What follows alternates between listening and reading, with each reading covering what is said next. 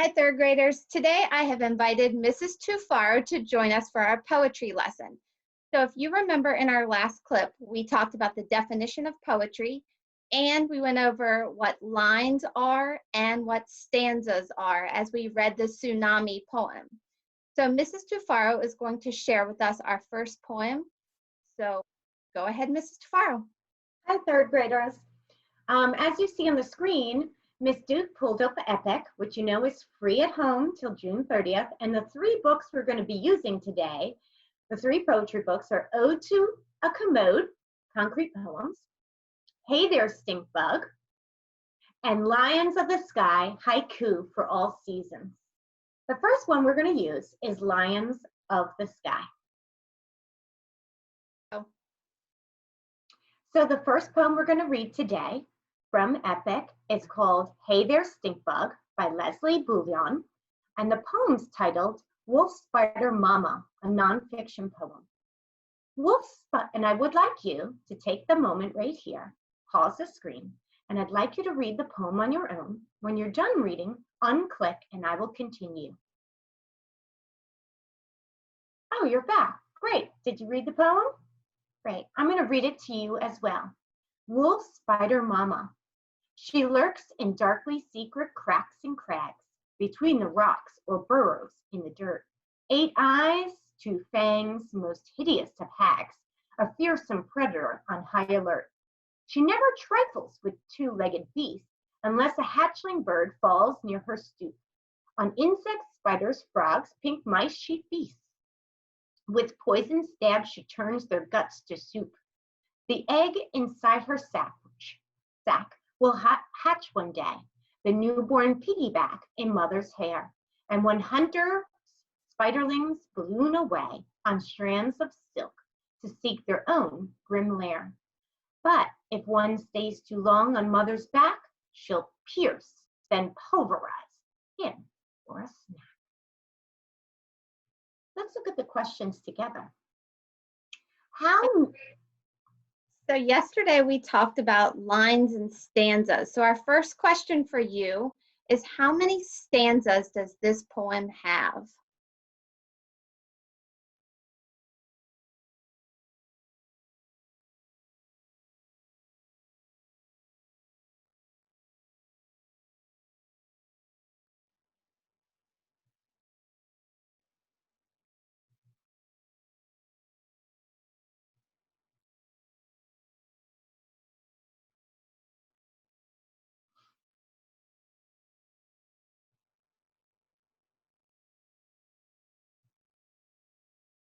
Okay, go ahead and count them with us. Mrs. Tufaro, do you want to count with the class? 1, 2, 3, and 4. And we talked about yesterday that a stanza does not have a set number of lines in it, that they could be as small as 1 line, or it could have up to 4 and 5 lines.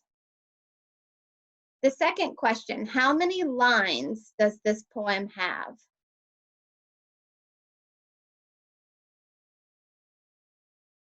Okay, so let's count them together. 1, 2, 3, 4.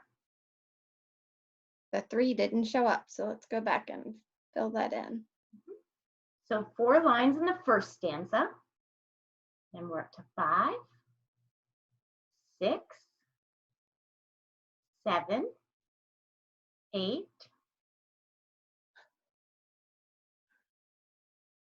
Let's just count the rest of them since the pen is hard to write with using my finger. Sure. So we were at 8 right here. Then it's 9, 10, 11, 12, 13, 14. So there are 14 lines in the poem. Then third question, what is the topic?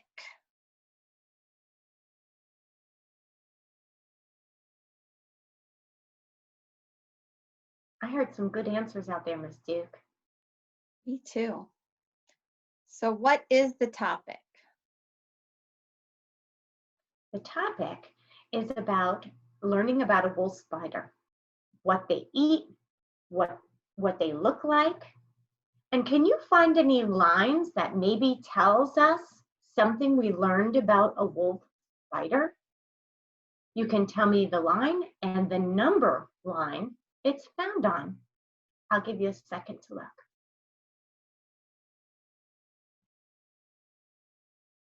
Excellent. So some of you maybe have said line number 3. 8 eyes, 2 fangs, and a hideous of hags. Some of you said line 4, that it's a predator. Excellent. And do you remember what predator means? Yes, a predator goes after another animal, after a prey. So the predator goes after something to eat. And that goes along with our science unit that we just finished on food chains. Okay, so our next question, does this have rhyming?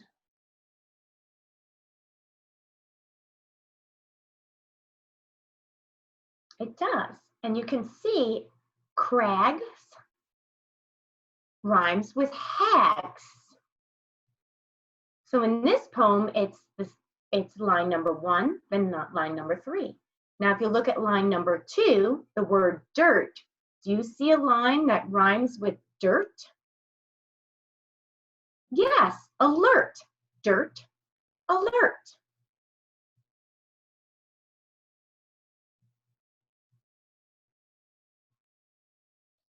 In stanza 2, we have the word beast.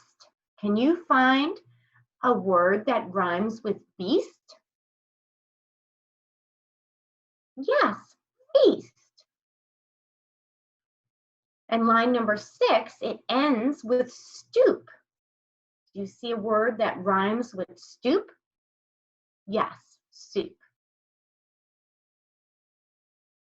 Line number 9 ends in day. The rhyming word is, yes, away. Then hair, lair, rhyme. And then stanza number 4, back, rhymes with, yes. So this poem does have rhyming. Question 5, can you visualize anything? Find an example in the text. This is a hard one, Mrs. Duke. What does this poem help you to see?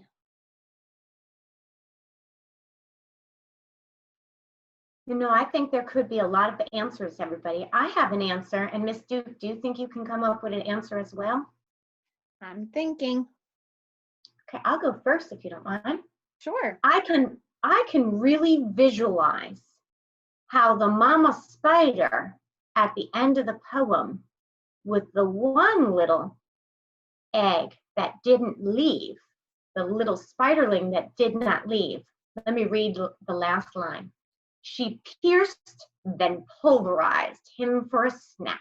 Oh, I can see that mama spider turning and taking a little nibble on the spiderling that did not go away. And I could visualize a wolf spider hiding in the dark and the cracks. So if you look at the first 2 lines, she lurks in darkly secret cracks. I could see that wolf spider hiding in the cracks, just waiting to come out. That's a good example. And our last one, did you hear anything? Good. Even though it's a visual, I also feel like I can hear what is happening by this visualization on line 6. Unless a hatchling bird falls from her stoop. I've heard lots of things fall, and I feel like I can hear that little hitting the ground, a little bird hitting the ground.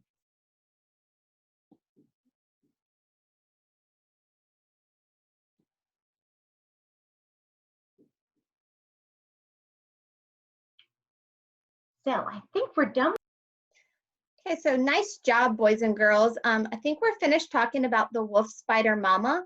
Just to recap really quickly before we move on, looking at this poem, we identified 4 stanzas and 14 lines. We also saw that this was a nonfiction poem and that it did have rhyming words in the poem. So good work. We're going to move on and look at 2 more poems together, and we can see what we can identify in those poems. Hi, so the next 2 poems we're going to do are from the book Lines of the Sky by Laura Perdue Salas, that you can also find on Epic like we talked about. So the poem on the left, I'm going to read to you. Actually, I'm going to give you a moment to read it on your own. Push play when you're done. Good, you're back. I am a wind bird, sky skipper, diamond dipper, dancing on your string. You know, when I read poems, I often read poems more than once to let the words sink in and help me visualize what I'm hearing. So I'm going to read it again. I am a wind bird, sky skipper, diamond dipper, dancing on your string. What do you visualize or see? What is a wind bird that is in the shape of a diamond and it's on a string? Do you have any ideas? Yes, that's exactly what it is. It's a kite. Listen to the poem again. I'm a wind bird, sky skipper, diamond dipper, dancing on your string.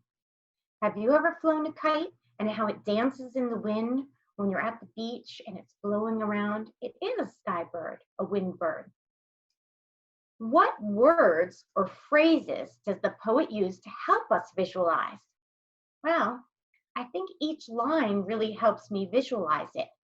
A wind bird. Well, what bird really only flies in the wind? A kite, right? A kite doesn't fly if there's no wind. That makes sense. I can visualize that now that I know it's a kite. Does the sky skipper, diamond dipper, does it go up and down? Does it skip and dip in the sky? And can you visualize how a kite, close your eyes and think about that kite you flew. Has it danced in the sky or does it stay perfectly still? I can see it dancing. How many lines are in this poem? It's pretty short, isn't it? Can you count how many lines? Good. It's 3 lines. 1, 2, 3. I love that poem. Now Miss Duke is going to read you the second poem. Okay, this one starts off. Colorful flowers. We sprout on stems of people. Bloom only in rain. What do you visualize or see as I read this poem again? Colorful flowers. We sprout on stems of people. Bloom only in rain. What do you visualize? Yes, an umbrella. And if you look at that picture, you can see the child is looking up. So they're probably looking at the bottom of the umbrella as they opened it up. What words or phrases does the poet use to help us visualize?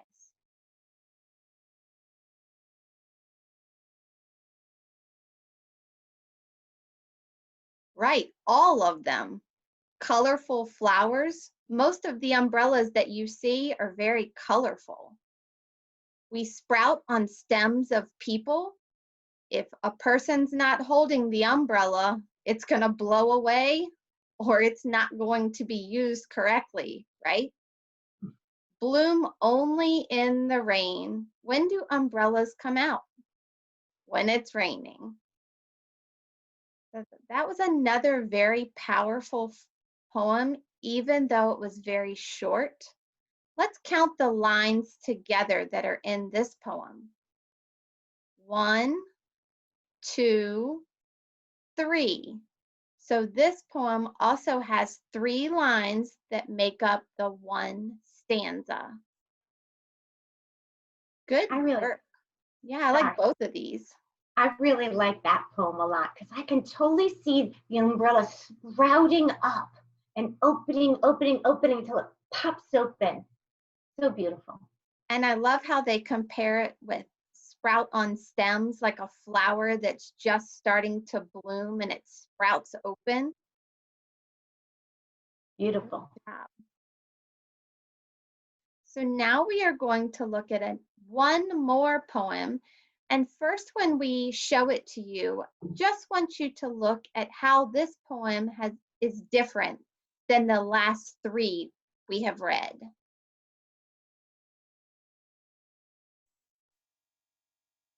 Hi guys. Ode to the Commode was the other book, the 3rd book we pointed out on the epic. And today, this poem, is called Boa Constrictor. The title is a little cut off on your screen, but it's called Boa Constrictor. And Miss Duke is going to read the poem to you. And this poem is by Brian P. Cleary. And it starts off, my diet is unusual. So based on how I feel, I might just have a lizard or a bat for my next meal. I eat a lot of different things that you'd consider funky. I'll dine on rats and wild pigs, and now and then a monkey. My favorite snacks, a couple birds and several mice to munch. I'd tell you more, but I'm afraid right now I'm late for lunch. I love that poem. What is this poem about? Think about it. What is this poem about? Does anybody have an answer? Yes, it's about a boa constrictor. We learned a little bit about the boa constrictor, and we're going to talk about that. Does anybody know what type of poem this is by chance? It takes the shape of the boa constrictor. It's called a concrete poem. And if you go back to this book on epic, you're going to see that there are other poems based on objects or animals. For instance, I know in that book, Ode to the Commode, there's one on a toilet bowl, which made me laugh. There is also one on sunglasses, an apple, and they all take the shape of the object they're talking about, which is called concrete poetry. So this one is shape of a boa constrictor, and it is about a snake. So as I was reading, did you hear any words that rhyme? Since this one doesn't have, that's the next question. This one does not have stanzas, so you can't look at the ends of the lines to see if there are rhyming words. But as I was reading, did you hear any words that rhyme? Yes. I'll read it again. My favorite snack's a couple birds and several mice to munch. I'd tell you more, but I'm afraid right now I'm late for lunch. Munch and lunch rhyme. Okay, and so we just talked about there are no stanzas in this poem, and poems do not always have stanzas. The next question are, what nonfiction facts did you find out about a boa constrictor? What nonfiction facts did you find out about a boa constrictor? Miss Duke is going to read it slower, and then we're going to try to listen for the nonfiction facts we learn about a boa constrictor. My diet is unusual, so based on how I feel, I might just have a lizard or a bat for my next meal. Did you hear what the boa constrictor's diet could be? Now, we know that word diet means what they eat, right? Diet, their diet. So I heard what they eat. Did you? I heard they might have a lizard or a bat? So lizard or bat. Next line. I eat a lot of different things that you'd consider funky. I'll dine on rats and wild pigs, and now and then a monkey. Wow, that kind of surprises me. Dine on rats, wild pigs, and monkeys every once in a while. Interesting. Next line. My favorite snacks, a couple birds and several mice to munch. I'd tell you more, but I'm afraid right now I'm late for lunch. I heard a few more things that boa constrictor eats. Did you? Good. Mice Birds. and birds. Yes, mice and birds. Excellent. The last one, and it's very hard to read on here. It's even hard to read on the Epic book, but his tongue is saying words, or spelled out with words, I should say. And it says, hiss, hiss, hiss. Why do you think the poet used that word for the snake's tongue? What does it do for the reader? Well, I think the reason the poet used the word hiss is because hiss makes me hear what the snake sounds like. Can you hear it when I read the words? Hiss, hiss. If I close my eyes, I can almost picture a snake in front of me. Can you? Hiss, hiss. And what does it do to the reader? Well, for me, it makes me a little scared that the snake's in front of me. Miss Steve, what about you? Yes, and it also really, by him putting hiss, hiss, hiss in, I know we could hear the snake, but I was visualizing that snake going after all these animals as well. Yeah, I even noticed his belly looks like it already has some lunch in it because there's a bulge in his middle of his belly. Do you see that? Can you point to that, Miss Duke? Right. Well, there's one In the there, middle of the and concrete there's poem. one there. Oh, there's another one over Bulge there. There's a bulge right there. And then Wow. the big one is right here in the middle. So again, this poem was a concrete poem. And in the book, Ode to the Commode, are other concrete poems you can read. Miss Duke? So we have shared with you 4 different nonfiction poems. 3 that were in the traditional lines and stanzas, and then 1 that was a concrete poem. This week, you will be reading another nonfiction poem called Dragonfly.